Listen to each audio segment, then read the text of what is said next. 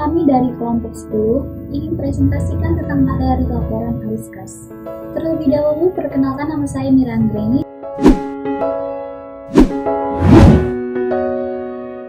Dengan NIM 045 dan teman saya Sinta Purwanti. NIM 19030218. Nama saya Anastania Kurnia Putri.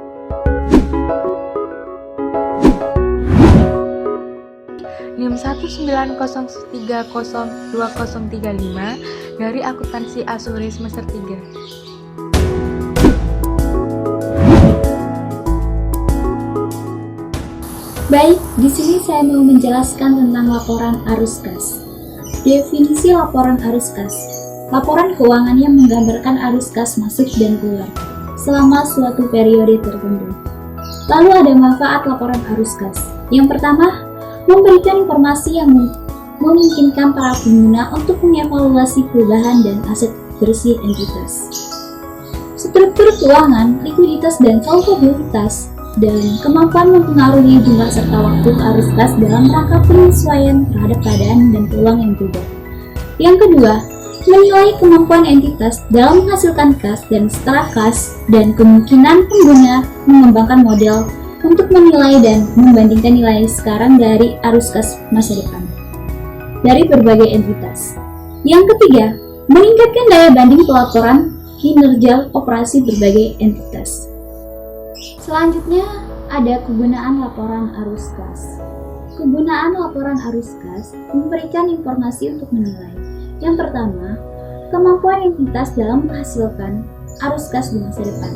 Yang kedua, kemampuan entitas dalam membayar dividen dan kewajiban. Yang ketiga, penyebab timbulnya perbedaan antara laba bersih dan arus kas bersih dari aktivitas operasi. Dan yang keempat, transaksi-transaksi investasi dan pendanaan baik secara tunai maupun non-tunai. Selanjutnya, di sini ada penyajian laporan arus kas. Penyajian laporan arus kas melaporkan arus kas selama periode tertentu dan dikualifikasikan menurut aktivitas operasi, investasi, dan pendanaan. Dan penyajian ketiga, aktivitas tersebut dengan cara yang paling sesuai dengan bisnisnya. Suatu transaksi tunggal dapat diidentifikasikan ke dalam lebih dari satu aktivitas. Misal, pelunasan pinjaman dan bunganya lebih besar pendanaan dan koperasi. Lalu ada klasifikasi arus kas. Klasifikasi arus kas dibagi menjadi 3 bagian. Yang pertama, aktivitas operasi, dan yang kedua, aktivitas investasi, dan yang ketiga, aktivitas pendanaan. Saya mau menjelaskan dulu tentang aktivitas operasi. Aktivitas penghasilan utama pendapatan entitas. Aktivitas investasi, aktivitas perolehan dan pelepasan aset jangka panjang, serta investasi lain yang tidak termasuk secara kas. Yang ketiga, aktivitas pendanaan, aktivitas yang mengakibatkan perubahan jumlah dan komposisi ekuitas dan pinjaman entitas. Selanjutnya ada arus kas operasi. Aktivitas operasi adalah aktivitas penghasilan utama pendapatan entitas dan aktivitas lain yang bukan merupakan aktivitas investasi dan pendanaan. Indikator utama menentukan apakah operasi dapat menghasilkan untuk melunasi pinjaman atau memelihara kemampuan operasi entitas, membayar dividen, dan melakukan investasi. Selanjutnya ada inflow arus kas masuk dan outflow arus kas keluar. Inflow atau arus kas masuk, penerimaan dari penjualan barang atau jasa, royalti, pendapatan lain. Selanjutnya, penerimaan dari pendapatan sewa, restitusi pajak. Penerimaan dari pemberian untuk bank dan penjualan sekuritas dari perusahaan efek. Selanjutnya ada outflow, arus keluar. Pembayaran kepada pemasok barang dan jasa. Pembayaran untuk karyawan, pembayaran klaim asuransi, pembelian efek atau perusahaan efek, dan pengembalian kredit atau bank. Yang terakhir, pembayaran biaya operasi. Selanjutnya akan dilanjutkan oleh teman saya. Slide selanjutnya adalah laporan arus kas dari aktivitas operasi. Ada 2 metode pencatatannya. Yang pertama ada metode langsung dan metode tidak langsung. Yang pertama ada metode langsung, yaitu kelompok utama dari penerimaan dan pengeluaran kas bruto diungkapkan. Selanjutnya adalah metode tidak langsung. Laba disesuaikan dengan mengkoreksi transaksi non-kas, penangguhan atau akrual dan unsur penghasilan atau beban yang terkait aktivitas investasi pendanaan. Di PowerPoint di sebelahnya itu terlihat adalah bagan metode tidak langsung pencatatannya ya. Itu dapat diperoleh dari perubahan aset dan liabilitas untuk aktivitas operasi, dari penambahan, kerugian, dan kekurangan aktivitas investasi dan pendanaan, ditambah beban bukan kas seperti depresiasi dan amortisasi. Lanjut, slide selanjutnya adalah arus kas investasi. Aktivitas investasi adalah perolehan dan pelepasan aset jangka panjang serta investasi lainnya yang tidak termasuk setara kas, mencerminkan pengeluaran untuk sumber daya yang dimaksud menghasilkan kas di masa depan. Inflow case-nya terdiri dari yang pertama, penerimaan penjualan aset tetap, aset tidak berwujud, dan aset jangka panjang lainnya. Yang kedua, penerimaan kas dari kontrak future atau forward future untuk pendanaan. Yang ketiga adalah penerimaan penjualan instrumen uang atau kas selain diperdagangkan. Yang keempat adalah penerimaan kas dari pelunasan uang muka dan pinjaman dari pihak lain. Outflow cash-nya terdiri dari yang pertama, pembayaran kas untuk membeli aset tidak tetap, aset tidak berwujud, biaya pengembangan dekaprilasi. Yang kedua adalah pembayaran kas dari kontrak future, forward, swap untuk aktivitas pendanaan. Yang ketiga adalah pembayaran untuk membeli instrumen utang atau ekuitas atau venture selain untuk diperdagangkan. Selanjutnya adalah arus kas pendanaan. Aktivitas pendanaan adalah aktivitas yang mengakibatkan perubahan dalam modal serta komposisi kontribusi modal dan pinjaman entitas. Memprediksi klaim atau arus kas masa depan oleh para penyedia modal entitas. Inflow kas terdiri dari penerimaan penjualan aset tetap, aset tidak berwujud, dan aset jangka panjang lainnya.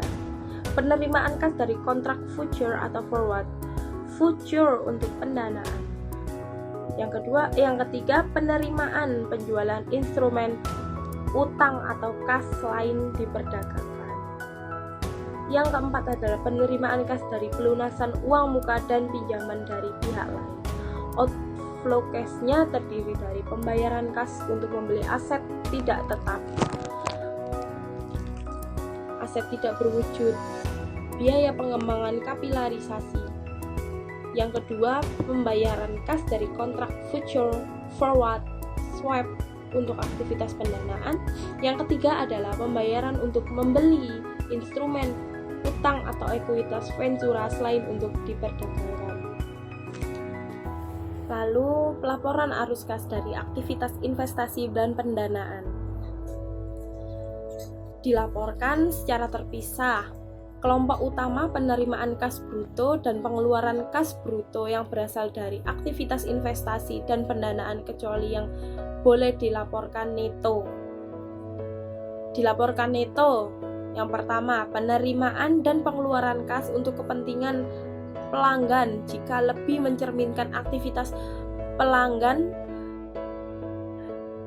daripada aktivitas operasi, atau pembayaran rekening giro, dana pelanggan dikelola entitas asosiasi.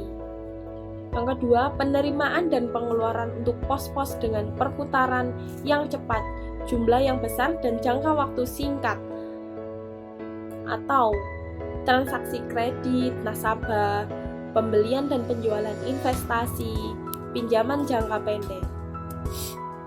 Yang terakhir, untuk lembaga keuangan dengan arus kas neto, seperti penerimaan dan pembayaran kas sehubungan dengan deposito, penempatan dan penarikan deposito pada lembaga keuangan lain, dan yang terakhir, pemberian dan pelunasan uang muka dan pinjaman kepada nasabah.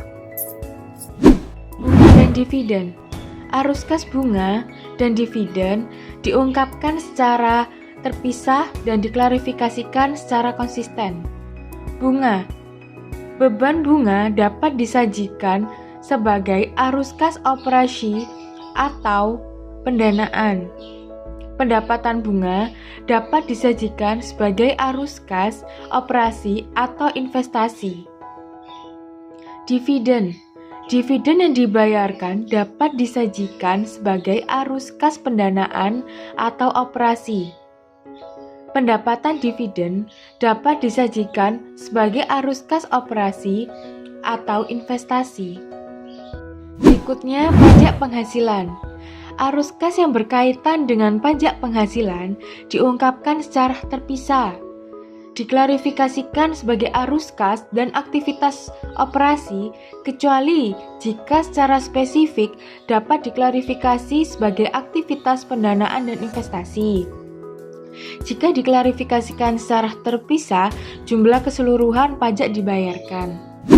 Tahapan penyusunan laporan arus kas. Sumber informasi. 1. Laporan posisi keuangan komparasi. Kedua, laporan laba rugi tahunan berjalan. Ketiga, data-data lain yang diperlukan seperti di catatan laporan keuangan. Berikutnya, langkah-langkah penyusunan laporan arus kas. Pertama, menghitung perubahan saldo kas dan setara kas. Kedua, menghitung arus kas bersih dari aktivitas operasi.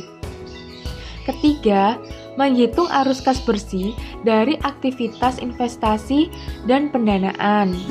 Berikutnya, metode langsung versus tidak langsung. Keunggulan metode langsung. Pertama, menunjukkan penerimaan dan pembayaran kas dari aktivitas operasi. Kedua, informasi dalam bentuk penerimaan dan pengeluaran kas lebih dapat menjelaskan kemampuan perusahaan dalam menghasilkan arus kas dari aktivitas operasi yang memadai untuk membayar hutang, membayar kembali kegiatan operasi, dan membayar dividen kas pemegang saham.